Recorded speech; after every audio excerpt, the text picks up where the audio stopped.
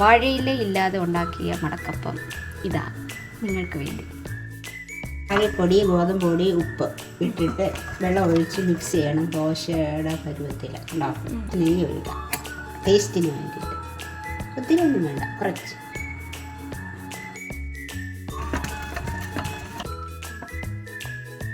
ഒരു തവി എടുത്തിട്ട് ചൂടായ ദോശക്കല്ലിലോട്ട് ഒഴിക്കണം. ഒഴിച്ചിട്ട് ഇങ്ങനെ പരത്തണം. ശർക്കര, തേങ്ങ, ഏത്തയ്ക്ക, ഓട്സ്, തേന് ഇതെല്ലാം കൂടെ ഒഴിച്ചിട്ട് മിക്സ് ചെയ്ത ഒരു മിശ്രിതമാണ്.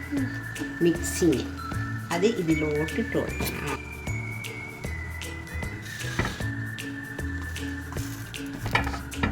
ഒരു വശം വെന്ത് കഴിയുമ്പോൾ അടുത്ത വശം ഇടണം. മടക്കപ്പം റെഡി. ഇങ്ങനെ ഉണ്ടാക്കിയ അപ്പമാണിത്, മടക്കപ്പം. മുറിച്ച് കാണിക്കട്ടെ.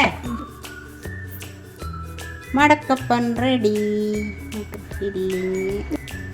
മടക്കപ്പൻ റെഡി. നിങ്ങൾക്ക് ഈ മടക്കപ്പം വീഡിയോ ഇഷ്ടമായി എന്ന് കരുതുന്നു. ഇഷ്ടമായെങ്കിൽ വീട്ടിൽ കൂടെ നിങ്ങൾ പരീക്ഷിച്ച് നോക്കുക.